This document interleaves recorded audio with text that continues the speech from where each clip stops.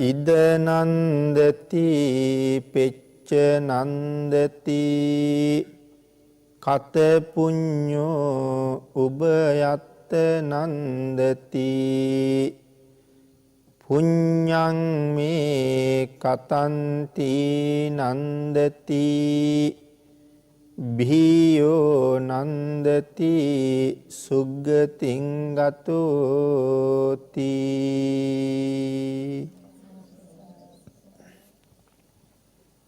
පින්නතුනි, අද ධර්ම දේශනාවේ මාතෘකාව හැටියට ඉදිරිපත් කළ ගාථා රත්නය අපේ බුදුරජාණන් වහන්සේ විසින් දේශනා කොට වදාළ තවත් අපූර්ව ධර්ම සාගරයක් අන්තර්ගත වෙන ගාථා රත්නයක්. මේ ගාථා රත්නය අපේ භාග්‍යතුන් වහන්සේ දේශනා කොට වදාළේ අනාථපිණ්ඩික සිටුතුමාට. අනාථපිණ්ඩික සිටුතුමා පිළිබඳව මේ බෞද්ධ සත්පුරුෂයන්ට අමුතුවෙන් කරුණු කාරණා සඳහන් කරන්න අවශ්‍ය නැහැ කියලා හිතනවා. අපේ ශාසනයේ ගිහි අග්‍ර උපස්ථායකයන් වහන්සේ. අනාථපිණ්ඩික සිටුතුමාගේ නිවස හැම දවසකම දහස් ගාණක් භික්ෂූන් වහන්සේලාට දම් පිළිගන්වන නිවසක්. ඒ වගේම තමයි මේ සවැත් නුවරම ජීවත් වෙන විශාකා මහ උපාසිකාව. ඒ ගෙදරත් ඒ වගේම තැන. සවැත් නුවර මිනිස්සු හරීම කැමති තම තමන්ගේ ගෙවල් වල පින්කම් කරනකොට අනාථපිණ්ඩික සිටුතුමත් විශාකා මහ උපාසිකාවත් ඒ ගෙවල් වල පින්කම් වලට සහභාගී වෙනවට. මේ දෙදෙනා පින්කම් වලට සහභාගී වෙනවා නම් ඒ පින්කම ඊටාම සාර්ථකයි උතුම් කියලා මිනිස්සු සලකන්න පුරුදු වෙලා තිබුණා. ඒ නිසා බොහෝ වෙලාවට සිටුතුමාටත් විශාකා මහ උපාසිකාවටත් තමන්ගේ ගෙවල් වල කෙරෙන පින්කම් වලට සම්බන්ධ වෙන්න ලැබිච්ච අවස්ථාව හුඟ අඩුයි. නමුත් අන්‍ය ගෙවල් වල දම් පිළිගන්වනකොට සිටුතුමා මේ මහ උපාසිකාව ඒ දානශාලාවේ ඉන්නවා දකින්නකොට මිනිස්සු සතුටු වෙනවා වගේම භික්ෂූන් වහන්සේලාත් කැමතියි. මොකද මනාව ඒ සංඝ උපස්ථාන කරන්න හොඳට අවබෝධයක් තිබුණා. ඒ අවබෝධයෙන් මේ උපස්ථාන කටයුතු කරන නිසා භික්ෂූන් වහන්සේලා හොඳට දානි වැළඳුවා. මොකද උන්වහන්සේලාට ඒකට අපහසුතාවයක් නැහැ. ඕනෑවට වඩා බෙදන්නෙත් නැහැ. ව්‍යංජන ಜಾති ගෙනහිල්ලා පාත්‍රා පුරවන්නෙත් නැහැ. බලඳන්න පුළුවන් ප්‍රමාණයේ බල අවශ්‍යතාවය හඳුනගෙන බොහෝම විමසිලිමත්ව තමයි දානශාලාවේ ඉන්නේ. යම් ස්වාමින් වහන්සේ නමක් දායකගේ මූණ දිහා බැලුවා නම් වළඳමින් ඉන්න තව ස්වාමින් වහන්සේ දෙමක් දිහා බැලුවා නම් ඒ අය තේරුම් ගන්නවා උන්වහන්සේට මොනවා හරි යමක් අවශ්‍යයි කියලා. නැවත දායක මහත්තයෙකුට අඬ ගහන්න ඕනේ නැහැ. වහාම එතෙන්ට ගිහිල්ලා ස්වාමීනි කුමක් අවශ්‍යද කියලා විමසන්න දෙපාරක් හිතුවේ නැහැ. ඒ නිසා මේ සංඝ උපස්ථානයේ බොහෝම පිළිවෙලට සිද්ධ කරන නිසා සංඝයා වහන්සේලාට ඒක හරි පහසුයි. නමුත් මේ දෙදෙනාම කල්පනා කළා දැන් එතකොට අපේ ගෙවල් වල සංඝ උපස්ථාන කටයුතු වලට අපිට ඉන්න ලැබෙන අවස්ථාව බොහොම අඩුයි. නමුත් ඒ සඳහා කවුරු හරි සූදානම් කරලා තිබුණොත් හරි වටිනවා. විශාකා මහ උපාසිකාවට හිතෙනවා මගේ මිනිබිරිය ඒකට සූදානම් කරන්න හරි හොඳයි කියලා. ඒ නිසා සංඝ උපස්ථානයේ සංඝයා සමග කටයුතු කරන හැටි මනාව මිනිබිරියට ඉගැන්නුවා. පින්නතුනි මේ එක කාරණාවක් අරගෙන තවත් බොහෝ ඈතට සාකච්ඡා කරන්න පුළුවන්. මොන තරම් උතුම් කිරියම්ම කෙනෙක්ද? තමන්ගේ මිනිබිරියට ඉගැන්වුවේ තුනුරුවන්ට උපස්ථාන කරන හැටි. ඒ කියන්නේ සංසාරයෙන් එතර යන්න පාරම තමයි පෙන්වුවේ. අනාථපිණ්ඩික සිටුතුමාටත් ඒ අවශ්‍යතාවය තිබුණා. සිටුතුමා ඒ නිසා තමන්ගේ ලොකු දුවට ඒ කාරණා ටික හොඳට ඉගැන්වුවා. මහා සුභද්‍රා. ඇය බොහෝම ශ්‍රද්ධාවෙන් ඒ කටයුතු කළා. මහා සුභද්‍රා කාලයක් සංඝ උපස්ථාන බොහෝම උනන්දුවෙන් කරගෙන හිටියා. බණත් ඇහුවා. මහා සුභද්‍රාව පස්සේ කාලෙක සෝවාන් තත්ත්වයට පත් වුණා. ඒ අති උතුම් වූ ආර්ය භාවයේ ලබලත් බොහොම හොඳින් කටයුතු කරමින් හිටපු ඇය නිසි වයසට එනකොට සිටුතුමා විසින් විවාහ කෙරෙව්වා. විවාහ වෙච්ච නිසා ස්වාමියා එක්ක නිවසින් පිට වෙන්න සිදු වුණ නිසා ඒ උපස්ථාන කටයුතු කරන්න ඊට පස්සේ ලැබිච්ච අවස්ථාව හුඟක් අඩුයි. නමුත් සිටුතුමා ඊළඟට විශේෂයෙන් මේ කටයුතු ඉගැන්වුවේ තමන්ගේ බාලදුවට. ඒ සුමන ඉතාමත්ම ශ්‍රද්ධාවන්තයි. බොහෝම කැමැත්තෙන් තමයි මේ කටයුතු කළේ. විශාකා මහ උපාසිකාව මේ ලෝකේ පහළ වෙච්ච කිරියම්මලා අතර ඊටාම උතුම් තැනක හිටපු කිරියම්ම කෙනෙක් වෙනවා වගේ මේ තාත්තත් මේ ලෝකේ හිටපු තාත්තලා අතර ඊටා ශ්‍රේෂ්ඨ තැන හිටපු තාත්තා කෙනෙක්. තමන්ගේ පුතා පවා වැඩියෙන් ධර්මයට යොමු වෙන බවක් නොදකිනකොට උපක්‍රමශීලීව ධර්මයට යොමු කෙරෙව්වා. මාර්ගඵල ලබන කෙනෙක් බවට පත් කෙරෙව්වා ධර්මයට ලැබි නැති වුණත් තාත්තගේ උපායශීලීත්වය නිසා. බොහෝම ශ්‍රද්ධාවෙන් සංඝ උපස්ථාන කරපු සුමන සෝවාන් වෙලා තව කලකදී සකදාගාමී තත්ත්වයට පත් වුණා. හැබැයි සුමනට දීර්ඝායුෂ තිබුණේ නැහැ. හදිසියේ අසනීප වුණා. ඇය මරණාසන්න වුණා. මරණාසන්න කාලේ එක දවසක් පණිවිඩයක් එවලා තිබුණ තාත්තට තමන් බලන් දෙන්න කියලා. සිටුතුමා ගිහිල්ලා දුවේ සුමන කියලා කතා කරාම මල්ලියේ මෙහාට එන්න කියලා කතා කළා. සිටුතුමාට ඒකෙන් ගොඩාක් දුක හිතුණා. ඒ වෙලාවේ හො දුවේ හිත කිපීමක්වත් වෙලාද? නෑ මල්ලියේ. මොනව නිසා හිත කිපින්නද? මගේ දුව මොනවට හරි බය වෙලාද? නෑ මල්ලියේ. මරණය උපතින් උරුම කරගත්ත දෙයක්. මම ඒකට කොහොමවත් බය නෑ. ඒ වචන ටික ප්‍රකාශ කරලා සුමන ජීවිතයෙන් සමුගත්තා. අනාථපිණ්ඩික සිටුතුමා දුවගේ ආදාහන කටයුතු ටික කළා. ඒ වුණාට සිටුතුමාට ඉවසුම් නොදෙන තරම් බොහොම දුකයි. මේ මරණය ගැන සිටුතුමා දන්නේ නැති හින්දාද? අකල් මරණ ඕන තරම් වෙන බව සිටුතුමා නොදන්න නිසාද? ඒකට නෙමෙයි සිටුතුමාට දුක. මේ විදිහට හදාපු මගේ දුව අවසාන වෙලාවේ උම්මත්තක තත්වයට පත් වෙලාද ජීවිතෙන් සමුගත්තේ කියලා. එහෙම වුණා නම් මගේ දුව සමහර වෙලාවට ඊළඟ භවයේ කොහෙ තීරණය කරගන්න ඇද්ද? එහෙනම් සිටුතුමාට දුක තියෙන්නේ දුවගේ ඊළඟ ආත්මය දුගතිගාමී වුණාවද්ද කියලා. එතකොට මේ තාත්තට දුක තියෙන්නේ මැරිච් එක ගැන නෙමෙයි දුවට සසර කරදර වුණාද කියලා. එතකොට මේ තාත්තා කොයිතරම් වටිනවද? අපිට දරුවෝ අකාලේ ඕන තරම් මැරෙන්න පුළුවන්. හැබැයි අපිට දුක තියෙන්නේ මේ ජීවිතෙන් ප්‍රියයන්ගෙන් වෙන්වීම නිසා. කොහෙ ගියාද මොනවා වුණාද මොන තත්ත්වයකට පත් වුණාද සසර බොහොම භයානකයි සතර අපායක වැටුණාද එහෙම කල්පනාවක් නම් අපිට නැහැ.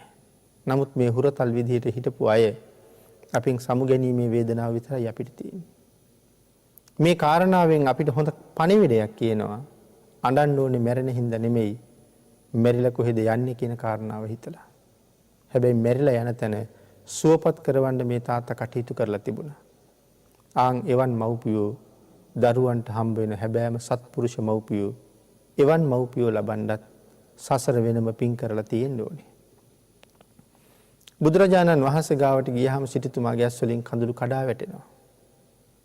කාරණාව කියහම බුදුරජාණන් වහන්සේ ඇහුවා ඇයි සිටුතුමනි ජීවිතයක අනිත්‍ය බව දැනගත්තේ නැද්ද මෙතෙක් කල් කියලා. බුදුරජාණන් වහන්සේටත් මතක් කළා ස්වාමීනි ඒක හින්දා අඬනව නෙමෙයි. මගේ දුව මෙන්න මේ විදිහට මට තුන් පාරක්ම මල්ලියේ කියලා කතා කරලා තමයි මැරුණේ. ඒ නිසයි මට දුක කියලා. භාග්‍යතුන් වහන්සේ පැහැදිලි කළා මහ සිටුතුමනි ඒකේ කිසිම වරදක් නැහැ. ඇයට හිත කිපීමක් වෙලා තිබුණේ නැහැ. ඇය මල්ලියේ කියලා ආමන්ත්‍රණය කළේ හැබැවින්ම ආධ්‍යාත්මික ජීවිතය තුළ ඇය ඔබට වඩා වැඩිමල් නිසා. මහසිරිතුමනි ඔබ සෝවාන් වෙලා. ඒ වුණාට සුමන හිටිය සකදාගාමි වෙලා. ආන්ගේ මාර්ගඵල පිළිවෙලින් ඇය ඔබට මල්ලිය කියලා ආමන්ත්‍රණය කළේ. එහෙම කියහම නම් සිටුතුමාට ඇතිවෙච්ච සතුට දරා ගන්න බැරි තරම්. බුදුරජාණන් වහන්සේගෙන් අහනවා ස්වාමීනි මගේ දුව ඊට පස්සේ කොහේ ඉපදුනාද? බුදුරජාණන් වහන්සේ සඳහන් කළා ඊටාම උසස් දිව්‍ය තලයක පහළ වෙලා ඉන්නවා කියලා. ඕන් ඔය කාරණාව මුල් කරගෙන තමයි අපේ බුදුරජාණන් වහන්සේ මේ ගාථා රත්නය දේශනා කළේ. සිටුතුමාට. මහ සිටුතුමනි ඉද නන්දති පෙච්ච නන්දති කත පුඤ්ඤෝ උභයත්ත නන්දති. පුඤ්ඤං මේ කතන්ති නන්දති බිහියෝ නන්දති සුග්ගතින් ගතු. භාග්‍යවතුන් වහන්සේ සඳහන් කළා කලපින් ඇති අය මෙලවත් සතුටු වෙනවා පරලොවත් සතුටු වෙනවා. දෙලොවම සතුටු වෙනවා. පුඤ්ඤං මේ කතන්ති නන්දති බිහියෝ නන්දති සුග්ගතින් ගතු. ඒ කරගත්ත කුසල කර්මයන් නිසා සුගතියට ගිහිල්ලා තව බොහෝ සතුටු වෙනවා කියලා දේශනා කළා. වෙනතර මේ කාරණාව ටිකක් අපි සාකච්ඡා කළොත් මෙලව පිංකලාය බොහෝ පිංකලාය මෙලව සතුටු වෙනවා. මේ පින් කරනකොට හැම වෙලාවෙම මේ පුද්ගලයා තමන් කරපු පින්කම් අනුස්මරණය කරනවා. විවේකීව ඉන්න වෙලාවට කරපු පින්කම මුල ඉඳලා අග දක්වාම ආවර්ජනය කරනවා. ඒ තුළින් මහත් වූ සතුටක් ලබනවා.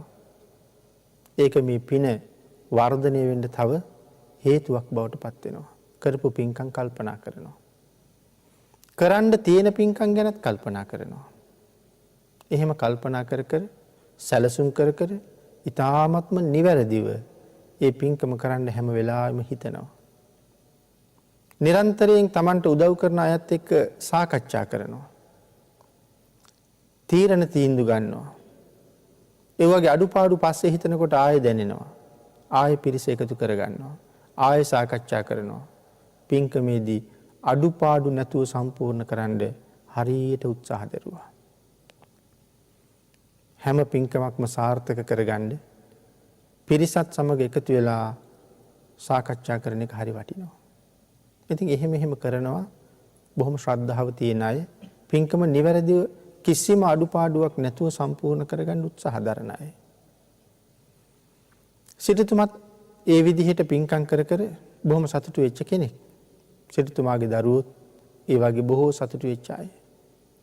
ඊළඟට පින්නතනි සඳහන් කරන්න ඕනේ පින්කම් කරනකොට ලොකු වීරියක් තියෙන්න ඕනේ. ඒ වීරිය නැත්තම් කවදාවත් පින්කම සාර්ථක කරගන්න බැරුව යනවා. අප්‍රමාණ වීරියක් අවශ්‍යයි. මොනවා වුණත් මොන කරදරේ ආවත් කොයි අපහසුතාවයකටපත් වුණත් මම මේ පින්කම අත්හරින්නේ නැහැ කියලා හිතෙන්න ඕනේ. ආන් එහෙම වෙච්චාම තමයි පින්කමට යම් බාධාවක් එළඹෙනකොට දෙවියෝ පවා අපට උදව් කරන්න පටන් ගන්න.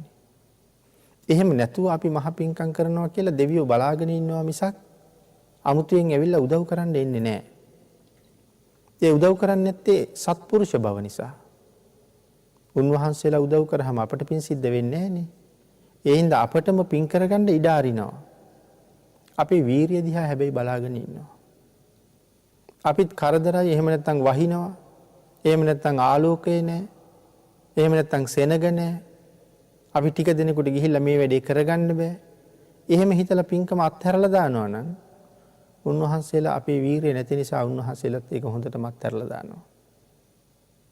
1000කට කියලා තනියම වුණත් කවුරු නැතත් මම මේක කරනවා කියන වීරියට આવොත් මොනතරම් වැස්සත් මම මේක කරනවාමයි කියන වීරියට આવොත් කොයිතරම් අඳුරක් තිබුණත් පහන් දල්වගෙන හරි මම මගේ පින්කම කරනවා කියන වීරියට આવොත් එදාට මට කවුරුවත් නැත්තම් එදාට මේ සම්‍යක් දෘෂ්ටික දෙවියෝ උදව් කරන්න පටන් ගන්නවා. අපේ බුදුරජාණන් වහන්සේට තිබුණා සුප්පතිට්ඨිත පාද කියන ලක්ෂණය. මනාව මහ පොළවේ පාතාලයේ පිහිටනවා. අපි එහෙම පිහිටන්නේ නැහනේ. අපේ පාසටහන වැල්ලක තියහම අපිට පේන්නේ මැදින් කොටසක් මහ පොළොවට හිටලා නැති බව. නමුත් භාග්‍යතුන් වහන්සේගේ එහෙම නැහැ. මනාව පිහිටෙනවා. ආන්ගේ මනාව පිහිටීමේ ලක්ෂණය බුදුරජාණන් වහන්සේට ලැබෙන්නේ මේ පින්කම් කරනකොට මේ තරම්ම වීරියක් තිබුණ නිසා. මොකක්ද මේ වීරිය? කොයි පින්කම නමුත් අත්හැරියේ නැහැ.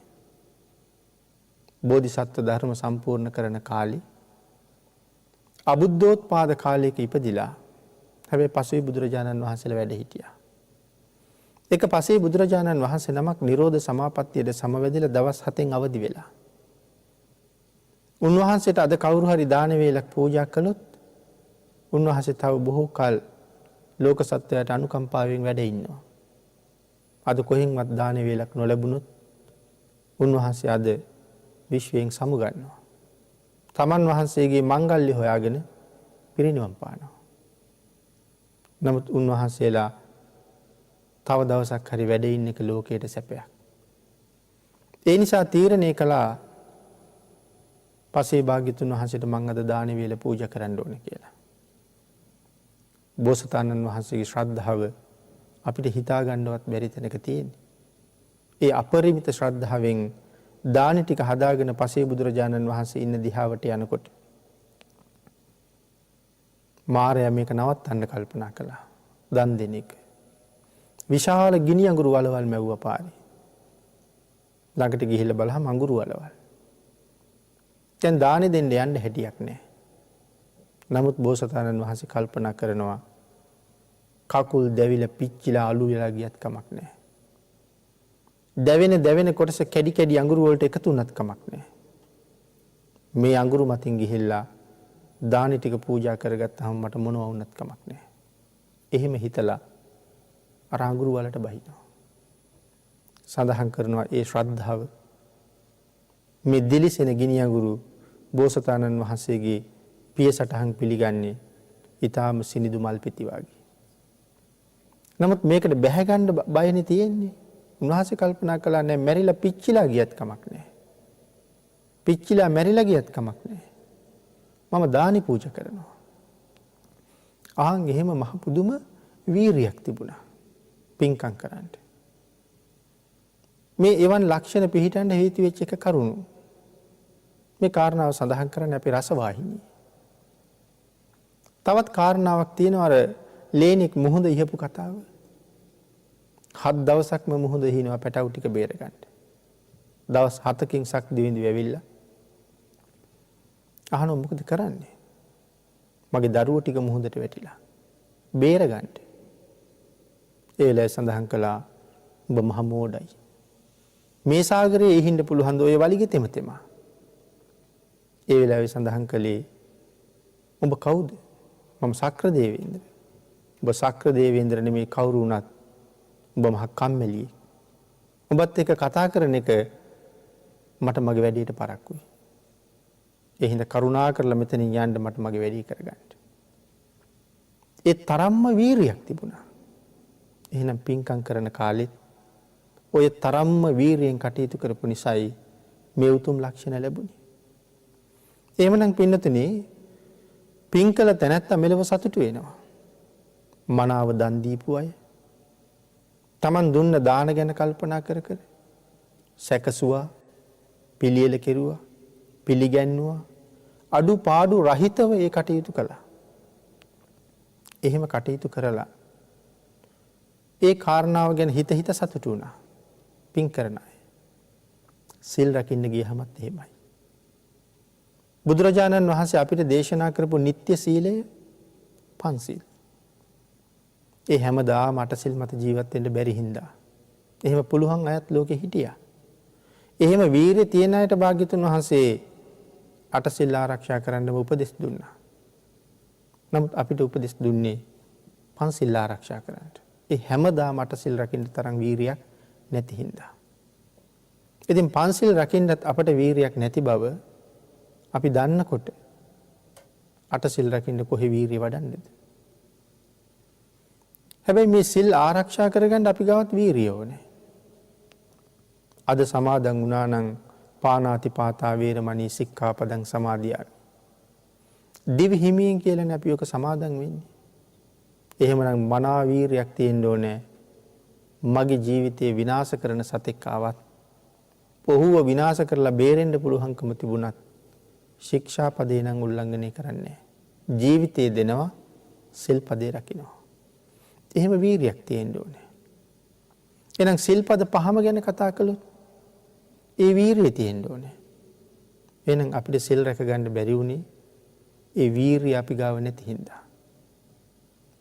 එහෙම සිල් රැක ගන්න බැරි වෙච්ච නිසා අපිට සසර බොහෝම දුක් විඳින ජීවිතවලට මුහුණ පාන්න සිද්ධ වෙනවා. නමුත් කෙලෙස් 1500කින් කාරණා පහක් ඉස්මතු කරලා අපිට දේශනා කළේ පුළුවන් නම් මේ කරුණු පහ සම්පූර්ණ කරගන්න කියලා. ඒක ලොකු රැකවරණයක්. ඒක ලොකු ආරක්ෂාවක් නිසා. යම් කෙනෙක් මේ පන්සිල් මත මනාව පිහිටලා දන් දෙනවනම් ඒ දානීය ඊ타මත්ම මහත්ඵලයි. ඒක බොහොම අනර්ගයි. ඒ නිසා සිල් මත පිහිටලා දෙන දානෙම අතිශ්‍රේෂ්ඨයි. ආන් එහෙම දම් පින්කම් කරාම සිල් ගුණ ආරක්ෂා කරාම ඒ අයට කවදාවත් කොතනවත් මරණය පිළිබඳව බයක් තියෙනවද? කිසිම තැනක බයක් නැහැ. මොකද ඊටාම හොඳින් දන්නවා මරණයෙන් පස්සේ මනුෂ්‍ය පතේ ඉක්මවපු අප්‍රමාණ සැප තියෙන දිව්‍ය තලයක උපදින්න පුළුවන් බව. ආන් එහෙම සතුටින් කටයුතු කරලා මැරිලා ගිහිල්ලා සුගතියක උපදිනවා. මෙලව සතුටු වෙනවා. පරලොවත් සතුටු වෙනවා. ඒකේ මරණයෙන් පස්සේ උපදින්නේ දිව්‍ය තලයක. තවත් බොහෝසේ ගුණ ධර්ම දියුණු කරලා ධ්‍යාන අභිඥා ලබන තැනට එනකන් ආවනම් බඹ තලයක උපදිනවා. ඒ තැන්වල තියෙන සැප මනුස්ස ලෝකේ සැපයක උපමා කරන්නවත් බෑ. උදාහරණයක්වත් නැහැ. ඒ තරම්ම සැපයි. සක්‍ර සම්පත්තිය සක්විති රජකමට වඩා කොච්චර උතුම්ද? චාතුම් මහරජකේ උපදින එක සක්විති රජකමට වඩා කොච්චර උතුම්ද? ගෘහපති මහාසාර කුල, බ්‍රාහ්මණ මහාසාර කුල, ශාස්ත්‍රීය මහාසාර කුල ඒ පිළිබඳව අපේ ධර්මයේ සඳහන් කරලා තියෙනවා. ඒ මහාසාර කුල පිළිබඳව සඳහන් කරනකොට මේ ගෘහපති මහාසාර කුලයේ පිළිබඳව සඳහන් කරලා තියෙනවා මෙහිම. එතන සඳහන් කරනවා 40 කෝටියක් ධනෙ නිදන් කරලා තියලා තියෙනවා. 40 කෝටියක් නිදන් කරලා තියලා තියෙනවා. ඒ විතරක් නෙමෙයි දවසක වියදම සඳහා කහවණු දස අමුණක් යොදනවා කියලා. දවසක වියදමට කහවණු අමුණු 10ක් යොදනවා. එතකොට මේ ජීවිතේ මොනවද අඩු ඇත්තේ? අමුණු 10ක් කහවණු වියදම් කරා. කොයි පැත්ත අඩු වෙලාද? ඒ තරම්ම පරිපූර්ණයි ජීවිතේ. අඩුවක් පාඩුවක් කොහෙන්වත් නැහැ. ඊළඟට සඳහන් කරනවා දවසක් ගානේ කහවණු 10 අමුණක් ලැබෙනවා කියලා. කහවණු 10 අමුණක් වියදම් කරනවා හැමදාම 10 අමුණක් ලැබෙනවා. ඒ තමයි ගෘහපති මහාසාර කුලය. ඊළඟට සඳහන් කළා බ්‍රාහ්මණ මහාසාර කුලේ 80 කෝටියක් ධනෙ තැන්පත් කරලා තියෙනවා. දස අමුණක් වේදම් කරනවා 20 අමුණක් ලැබෙනවා. බ්‍රාහ්මණ මහාසාර කුලේ. ඊළඟට පින්නතුනි සඳහන් කරනවා ශාස්ත්‍රීය මහාසාර කුලේ පිළිබඳව 100 කෝටියක් ධනෙ නිදහම් කරලා තියෙනවා. 20 අමුණක් වේදම් කරනවා 40 අමුණක් ලැබෙනවා කියලා. මේ මනුස්ස ලෝකේ විඳින සැප මේ සැපවලට වඩා ඊටාම උසස් සැපයක් තමයි දිව්‍ය තලයක තියෙන්නේ. මේ සැප සියල්ලම ඉක්මවනවා. එහෙමනම් මෙලව පින් කරපු අය මෙලවින් සමුගන එවන් දිව්‍ය තලවල ඉපදිලා තවත් බොහෝ සැප සම්පත් විඳිනවා. මනුස්ස ලෝකේ ඉපදුනොත් මේ වාගේ සැප සම්පත් ලැබෙනවා. සක්විති රජකම ලැබෙනවා. ප්‍රදේශ රාජ සම්පත් ලැබෙනවා. ධන ධාන්‍ය ආදීන් ආඩ්‍යයි. අනුන්ට අතබාන ස්වභාවයක් ඇත්තෙම නැහැ. සසර බොහෝ පින් කරපු අය මනුස්ස ලෝකවල ඉපදිලා ඉන්නවා ඕන තරම්. සමහර කෙනෙක් වෙහෙසිලා මහන්සි වෙලා ධනය හම්බ කරලා එකතු කරලා ලක්ෂපතියන් වුණා. තව පිරිසක් කෝටිපති වුණා. දවසකට ලක්ෂ ගණන් ගලාගෙන එන කර්මාන්ත ශාලා තියෙනවා. ඒ අයටත් දරුවෝ ඉන්නවා. අම්මා තාත්තා හරියට වෙහෙසිලා මහන්සි වෙලා කර්මාන්ත ආරම්භ කරලා ධනය හොයනවා. අර දරුවන්ට ඉපදිච්ච දවසේ ඉඳලා ඒ ධනස්කන්ධය පරිහරණය කරන්න වාසනාව තියෙනවා. එහෙනම් ධනය උපයපු මව්පියන්ට වඩා සසර මහා කුසල් රැස් කරලා තියෙනවා. ඒ නිසා මෙලොව ආපහු සතුටු වෙනවා. ගිය භවයෙන් මැරුණාම මේ භවයේ පරලොවක් වෙනවනේ. ආන්ගේ නිසා පරලොව මන්ලෝ ඉපදිලත් අප්‍රමාණ සැප සම්පත් විඳිනවා. හැබැයි එහෙම සැප වින්දත් සත්පුරුෂයෝ මුණ නොගැහුණා නම් ඒ අය ධන සම්පත් වලින් සැප විඳිනවා මිසක් තිසරණ පන්සිල් කුසල් රැස් කිරීම නම් නැහැ. මිත්‍යා දෘෂ්ටික කුලවල ඉපදිලා කොයි තරම් ධනවත්ව සැප විඳිනවද? නමුත් මරණින් පස්සේ උරුම වෙන්නේ නිරය. පෙර පින් කරපු නිසායි මේ සැප විඳින්නේ. නමුත් මේ ශරීරයේ සත්පුරුෂ නැහැ. සම්මා දිට්ඨික නැහැ. සත්පුරුෂයෝ මුණ ගැහිලා නැහැ. සම්මා දිට්ඨික අවවාද අනුශාසනා ලැබිලා නැහැ. නිර්මල පර්යාප්තිය අහන්න ලැබිලා නැහැ. ඒ නිසා දරන්න පුළුවන්කමක් නැහැ. එහෙම අවස්ථාත් අපි මේ ලෝකේ ඕන තරම් දකිනවා. නමුත් පෙර කරපු පින් මේ බොහොම භුක්ති විඳිනවා. ඉද නන්දති පෙච්ච නන්දති කත පුඤ්ඤෝ උභයත්ත නන්දති. මෙන්න මෙහෙම පින් කරගත් අය මෙලවත් බොහෝසේ සතුටු වෙලා පරලොවත් සතුටු වෙනවා. ඊළඟට සඳහන් කළේ එලොව මෙලොව දෙකම සතුටු වෙන අය සුගතිගාමී වෙලා තවත් සතුටු වෙනවා කියලා. එහෙනම් සුගතිගාමී වෙනවා කියන කාරණාව අපි මුලින්ම සිහිපත් කරන්න තියෙනවා. මේ දිව්‍ය ලෝකවල තියෙන සැප කොච්චරද කියලා. මනුස්ස ලෝකෙට වඩා හුඟක් උතුම් කියලා සඳහන් කරාම සක්විති රජුරවන්ටත් වඩා උතුම් කියලා සිහිපත් කළානේ. සක්විති රාජ සම්පත්තිය කියලා කියන්නේ සතර මහා දිවයිනටත් ඒ වටා තියෙන 2000ක් කොදෙව් දූපත් වලටත් අධිපතිත්වයේ දරන නිසා.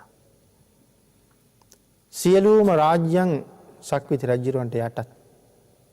හැම රජෙක්ම ප්‍රදේශ රජවරු තමන්ගේ රාජ්‍ය යුද්ධයක් නැතුවම සක්විති රජුරවන්ට පූජා කළා. පූජා කළාට පිළිගත්තේ නැහැ. ආපහු ඒ රජවරුන්ටම රාජ්‍ය පැවරුවා. රාජ්‍ය පවරලා නීති පහක් පනවලා යනවා. මේ නීති පහ යටතේ ඔබ ඔබේ රාජ්‍ය පාලනය කරන්න. මොකද්ද නීති පහ? පන්සිල් රකින්න. රජකම ඔබම බාර ගන්න. පන්සිල් මත පිහිටලා කටයුතු කරන්න. එතකොට රජුරවන්ට හැමෝම යටත් නිසා මුළු රටම පන්සිල් සුරකින්න පිරිසක් බවට පත් වෙනවා. ඒ කාලේ මනුස්ස ලෝකෙත් හරියට දිව්‍ය පුරයක් වගේ. බොහොම සිල්වත් ගුණවත් අය. හිතු පැත්තේ පින් සිද්ධ වෙනවා. ඒ හැමෝම වගේ සිල් මත ඉන්නවා. එකෙක් විසින් අනිකාට වතුර වීදුරුවක්ද දෙන්නේ. ඔහුට අප්‍රමාණ කුසල් හම්බ වෙනවා.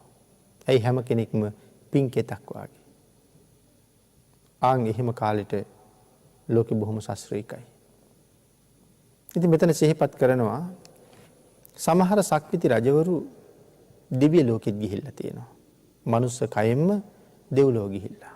මහා මන්දාතු රජුරෝ එහෙම චාතුම් මහා රාජකීයට ගියහම කිසිම යුද්ධයක් නැහැ. සතරවරම් දෙවියෝ බොහොම සතුටින් පිළිගන්නවා. මීට වඩා සැප තියෙන තැන් තව තියෙනවද කියලා කියහම තව්තිසාව මීට වඩා සැපයි කියලා කියනවා. මන්දාතු රජුරෝ තව්තිසාවට යනවා. සක්‍ර දේවේන්ද්‍රයෝ යුද්ධයට එළඹෙන්නේ නැහැ. කතා කරගෙන දිව්‍ය ලෝකෙන් භාගයක් බාර දෙනවා. මහරජා ඔබ මේ ප්‍රදේශයේ පාලනය කරන්න. භාගයක් පවරනවා. මහා මන්දාතු සක්විති රජුරෝ කොච්චර කාලයක් තව්තිසාව පාලනය කරා කියලා සඳහන් කරනවාද? තව්තිසාවේ ආයුෂ අවුරුදු 3,60,00,000ක්. සක්‍ර දේවේන්ද්‍රවරු 36 දෙනෙක්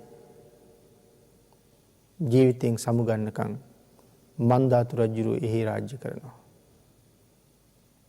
එතකොට ඒ කාලේ මිනිස් ලෝකයේ ආයුෂ ඊටාම වැඩි. 3,60,00,000 වුණා 36ක් ඉවර වෙනකම්ම රජකම් කරනවා එහි. ඒ කියන්නේ දිව්‍ය ලෝකෙට වඩා මනුස්ස ලෝකයේ ආයුෂ වැඩි කාලේ. එහෙම සක්විති සම්පත්තිය එහෙමත් තිබිලා තියෙනවා.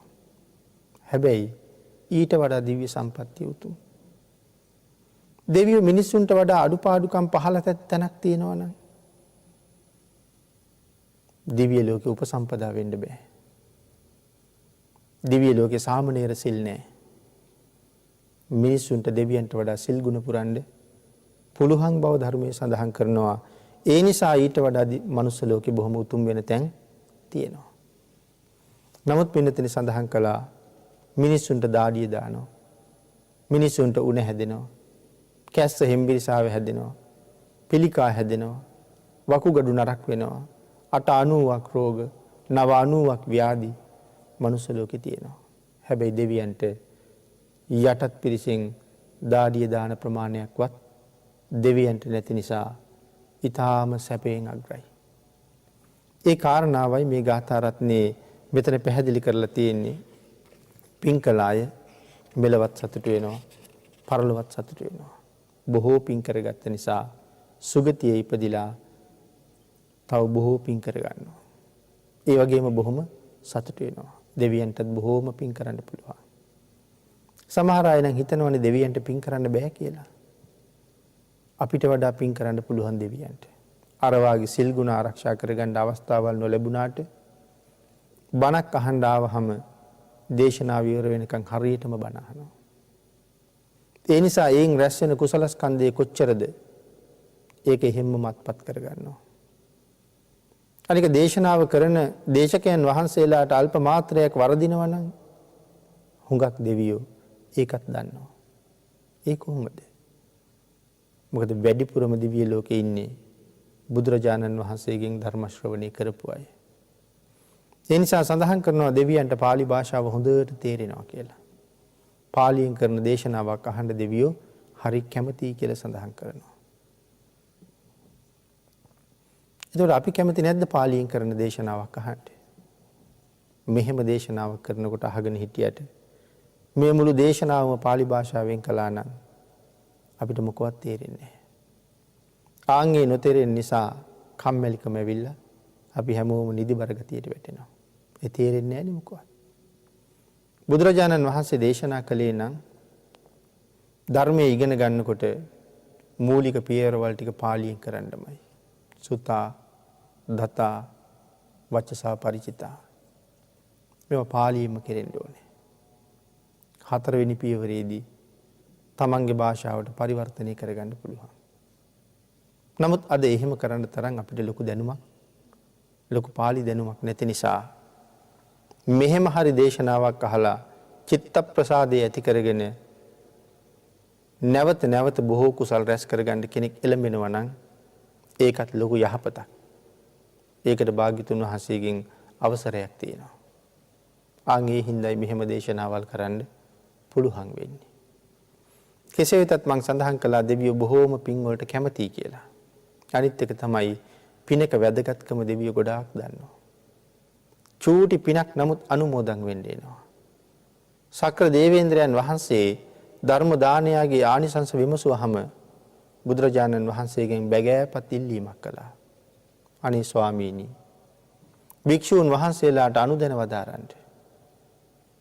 දානෙ ගෙදරක දානෙ වළඳලා ඉවර වෙලා කරන කෙටි අනුශාසනාව නිමා කරලත් දෙවියන්ට පින් දෙන්න අමතක කරන්න එපා කියන්න. ඒ පුංචි පිනත් අපිට වටිනවා. දෙවියෝ එහෙම කියන්නේ පිනේ වටිනාකම හුඟක් දන්න නිසා. හැබැයි මනුස්ස ලෝකේ ඉපදිලා බොහෝ පින් කරන්න පුළුවන් අවස්ථාවල් ලැබිලා තිබුණට අපි පින් වල වටිනාකම් එච්චර දන්නේ නැහැ.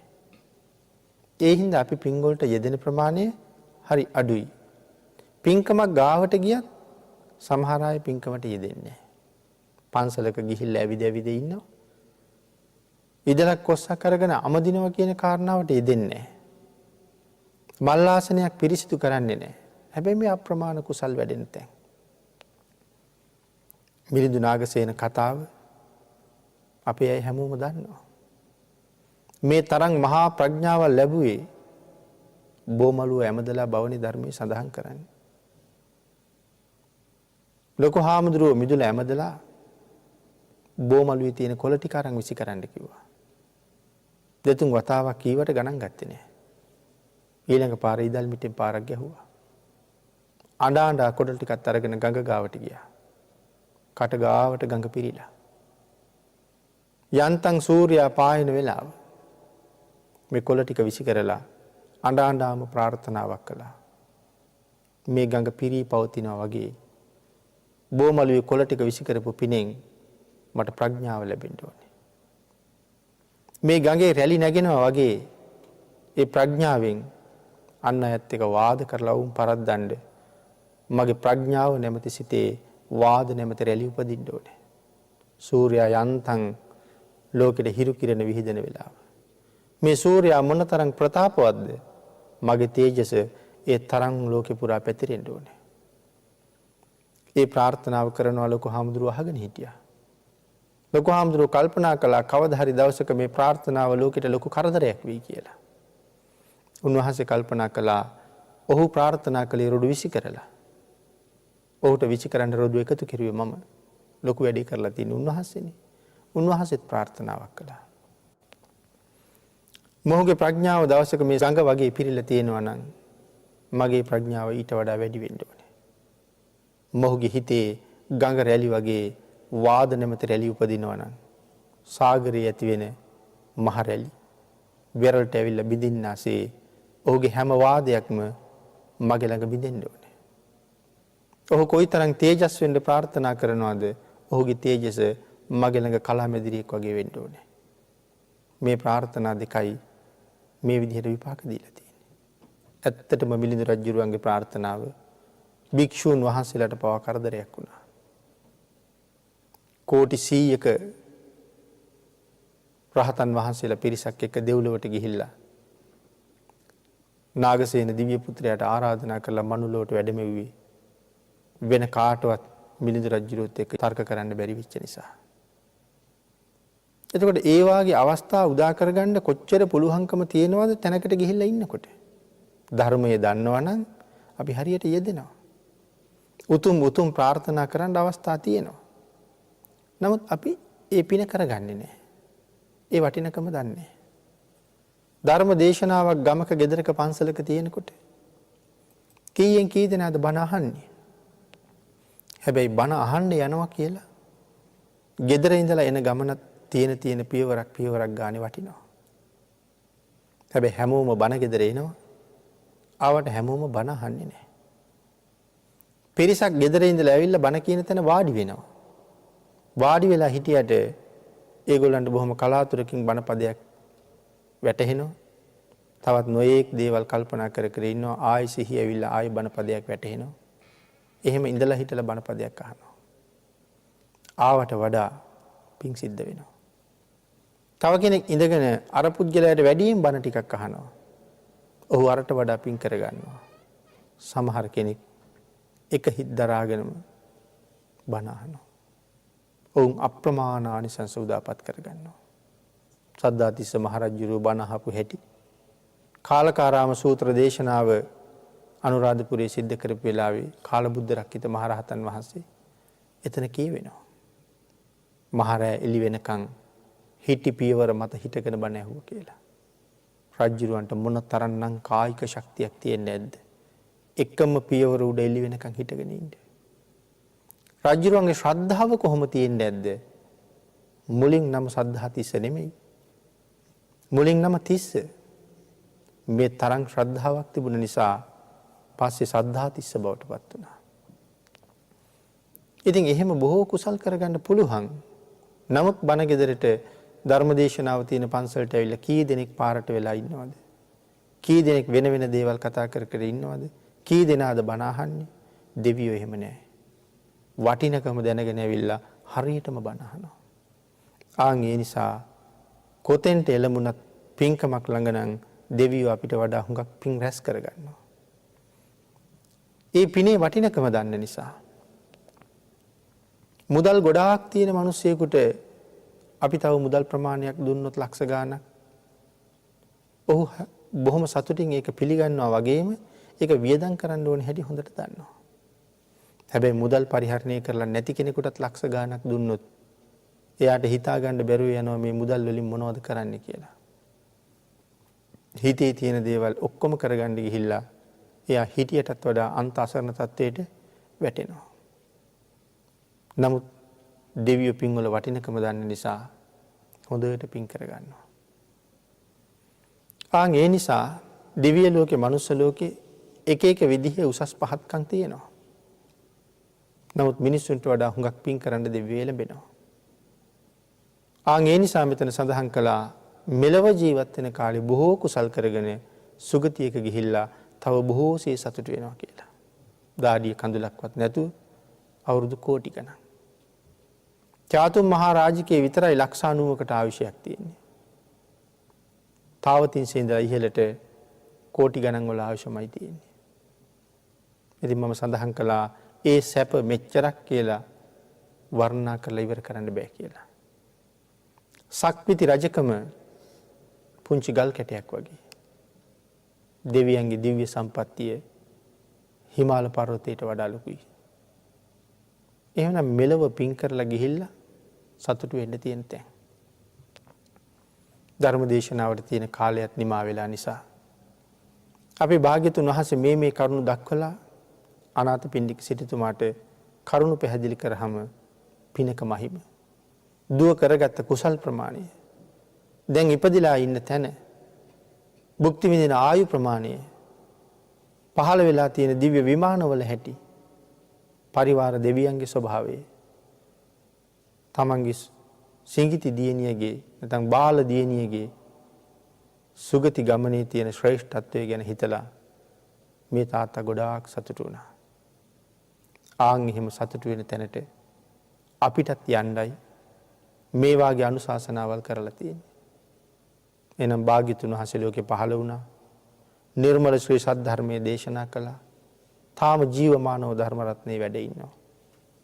ඒන් ප්‍රයෝජන අරගෙන ලැබිච්ච ජීවිතෙන් ප්‍රයෝජනයක් අරගෙන දුගතියට පිටුපාලා සුගතියෙහි පිහිටන්ඩ මේ රැස් කරගත්ත පුණ්‍ය ධර්මයනුත් මේ ජීවිතයේ පවතින තුරු තවත් බොහෝ කුසල ධර්මයන් සිද්ධ කරගන්නත් ඔබ සියලු දෙනාට රත්නත්‍රයේ ආශිර්වාදයත් මේ කුසල ශක්තියත් අඩු නැතුව හේතු වාසනා වේවා කියලා ප්‍රාර්ථනා කරනවා.